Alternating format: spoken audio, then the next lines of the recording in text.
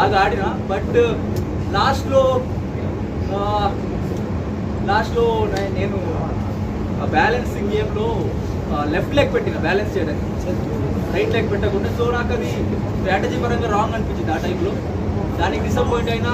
And Nikhil వాళ్ళు support చేశారు నాకు ఆ టైంలో, చాలా సపోర్ట్ చేశారు. వాళ్ళు డిసప్పాయింట్ చేసిన, ఫ్యాన్స్ డిసప్పాయింట్ చేసిన. సో నాకు ఆ టైంలో చాలా ఎమోషనల్ ఫీల్ అయింది. ఆ టైం ఫస్ట్ టైం నేను ఏడ్చాను అనుకుంటా బిగ్ బాస్ ఇంట్లో. అది నాకు చాలా ఎమోషనల్ మూమెంట్ అంటే అది ఆ టైం. చెప్పండి. మీరు ఏదైనా నామినేషన్ టైంలో ఏమైనా ఇష్యూ వచ్చినా, ఎక్కడ ఏమైనా ఇష్యూ వస్తే అక్కడితో సాల్వ్ అయిన తర్వాత మీ ఫ్రెండ్స్ దగ్గర కానీ అక్కడ మీరు దాని గురించి మాట్లాడలేదు. అక్కడ మీరు సేవ్ అయ్యారు, ఎన్ని రోజులు మీరు ట్రావెల్ అయ్యారు.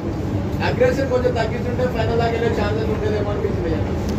ఆ క్యారెక్టర్ నేను తగ్గించాను, ఫైనల్కి వెళ్ళకపోయినా. అంటే మీకు మైనస్ ఏవేయాలంటే మీరు బిగ్ బాస్ అడిగినప్పుడు బిగ్ బాస్ హౌస్లో వెళ్ళింది ఒక కాంపిటీటర్గా అంటే మర్చిపోయి ఫ్రెండ్స్కి వాల్యూ ఇచ్చారు.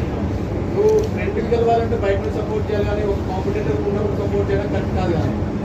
నేను ఫ్రెండ్ని సపోర్ట్ చేసిన, బట్ నాతో ఉన్నప్పుడు నిఖిల్ నాతో ఆడినప్పుడు నేను నిఖిల్ సపోర్ట్ చేయాలి, నాకే సపోర్ట్ చేస్తాను. మీరు గేమ్లో చూసుంటారు, ఆ డిస్క్ గేమ్లో కూడా రీసెంట్లీ డిస్క్ గేమ్ కూడా జరిగింది కదా, నాతో ఆడినప్పుడు